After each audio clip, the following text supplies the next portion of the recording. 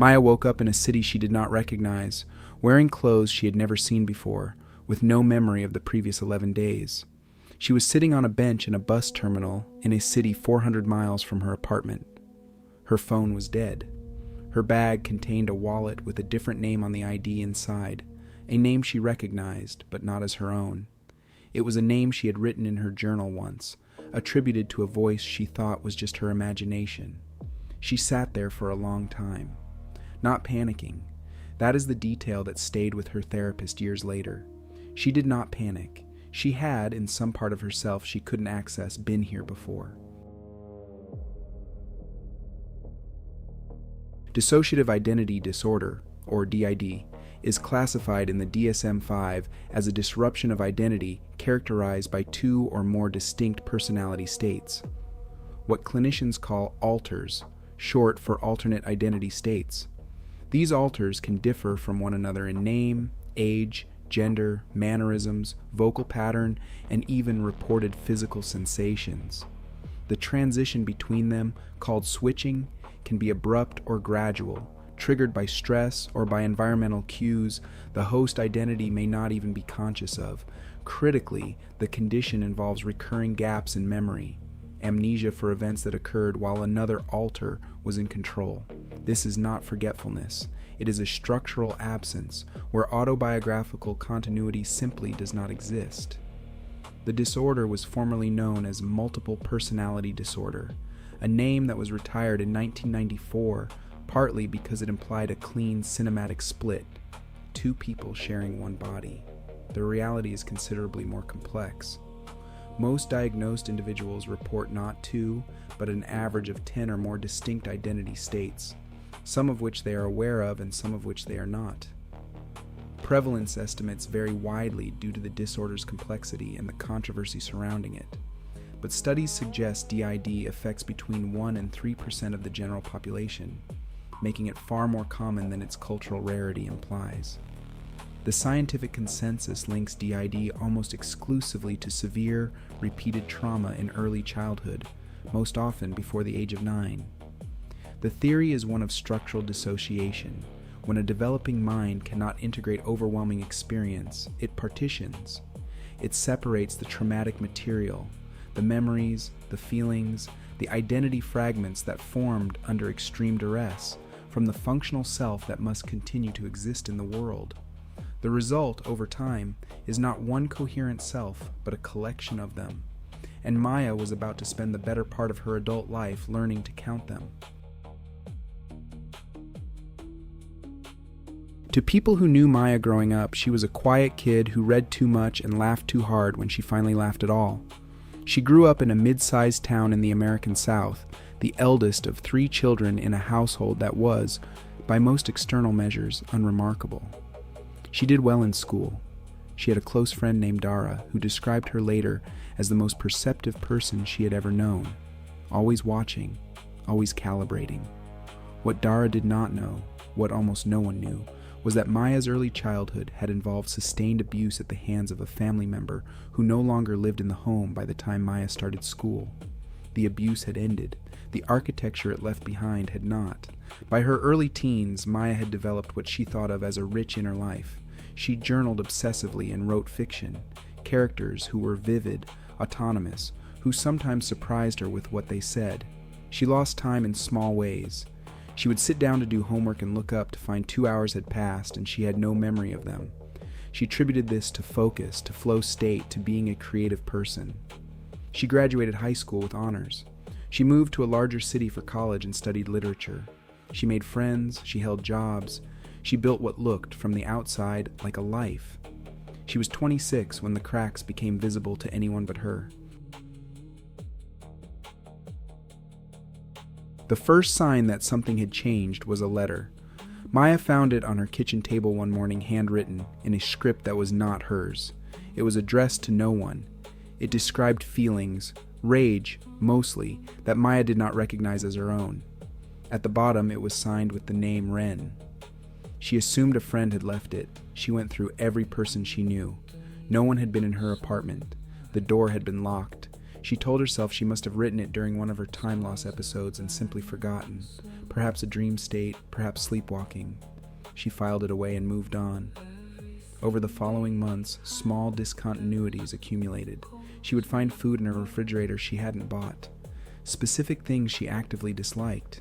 She would wake up with bruises she couldn't account for. Nothing serious. Nothing that looked like anything other than a minor injury, but unexplained. Her coworkers mentioned conversations she had no memory of. One colleague said she had seemed like a completely different person one afternoon. More assertive, shorter, funnier. The colleague laughed when she said it. Maya did not. She began recording herself. She set her phone on her desk at night and let it run. When she watched the footage back, she saw herself get up in the middle of the night, walk to the kitchen, pour a glass of water, sit at the table, and spend 40 minutes writing in a journal she did not recognize. Her posture was different. Her face held an expression she could not place. When she watched herself return to bed, she felt with clinical precision that she was watching someone else. Over the next 2 years, Maya lost time in increasingly large increments. Days, occasional weeks. She would regain consciousness, that is the word she used, consciousness, in unfamiliar locations, mid-conversation, or at work with no understanding of what she had been doing for the previous hour. She began to find evidence of a life being lived around her and without her. The alternate identities that later became known to her therapist were distinct in character.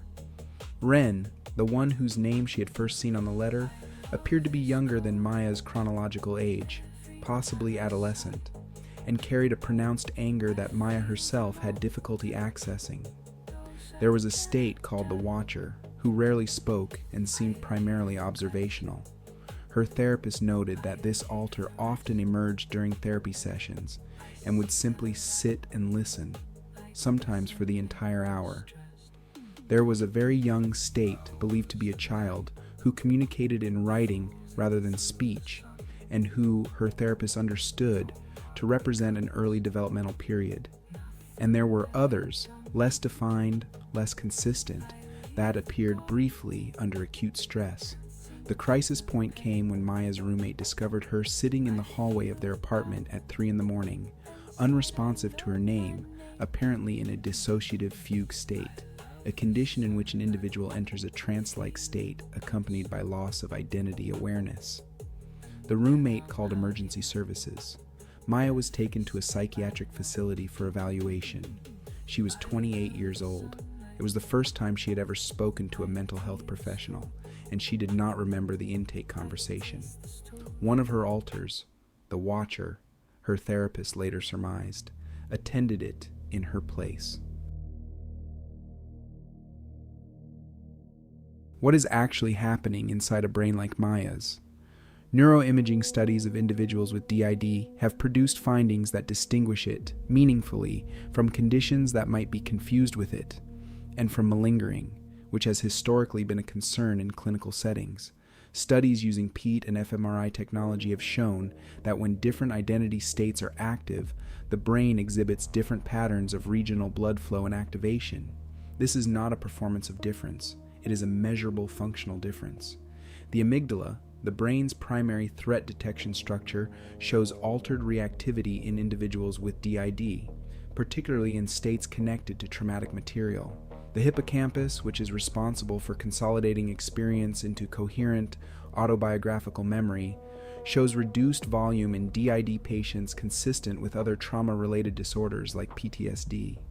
The prefrontal cortex, which normally acts as an integrating structure, the part of the brain that says, "This experience belongs to me, I am the one having it," appears to function differently across identity states, which may account for the lack of continuous memory between them. In Maya's case, the Watcher alter's tendency to observe without engaging is consistent with a depersonalization adjacent state, the brain monitoring experience without fully processing it as self-relevant. The younger states are understood to represent identity fragments that formed under trauma and were never integrated into the developing adult self. They remain, in neurological terms, partitioned. The anger carried by Ren is not random. It is the preserved emotional response to events the primary identity could not tolerate holding. The mind did not erase those experiences. It filed them, assign them a custodian, and lock the door. Maya spent 3 weeks inpatient following the crisis. After discharge, she began working with a therapist who specialized in trauma and dissociation, entering a form of treatment called phase-oriented trauma therapy, the current clinical standard for DID, which prioritizes stabilization before any direct engagement with traumatic material. Progress was slow and nonlinear. There were periods of increased switching as therapy destabilized defenses that had been in place for decades. There were months where she felt worse before she felt better. She lost her job during a particularly difficult period. Her roommate moved out. What emerged over years of consistent treatment was not, as popular media might suggest, a dramatic merger, a moment where Maya became whole and the others disappeared. That is not typically how DID resolves, and her therapist was careful never to frame it that way. What happened instead was something clinicians call functional multiplicity moving toward integration. The identity states became increasingly aware of one another, increasingly cooperative, and the amnesiac barriers between them began, partially, to thin. Maya began to retain fragments of memory from periods that had previously been entirely lost to her. Ren's anger became something Maya could acknowledge rather than be blindsided by. The child state was, in her therapist's assessment, gradually included rather than excluded. At the time of her last documented clinical contact, Maya was 34. She was working again in a different field. She still experienced dissociation. She still lost time occasionally. The disorder had not resolved, but she described her internal experience as less like being locked out of her own house and more like learning, slowly, who else had a key. What Maya's case illustrates, and what the research consistently supports, is that DID is not a disorder of imagination or deception. It is a disorder of survival. The mind, faced with what it cannot contain, does what minds do. It adapts. It creates structure where there is chaos. It partitions the unbearable and assigns it somewhere else, to someone else, so that the part of a child that needs to go to school, to make friends, to function, still can. The tragedy is not that the system breaks down. The tragedy is how long it holds, and what it costs to finally let it. If you like unsettling psychology, like and subscribe for a new diagnosis each week.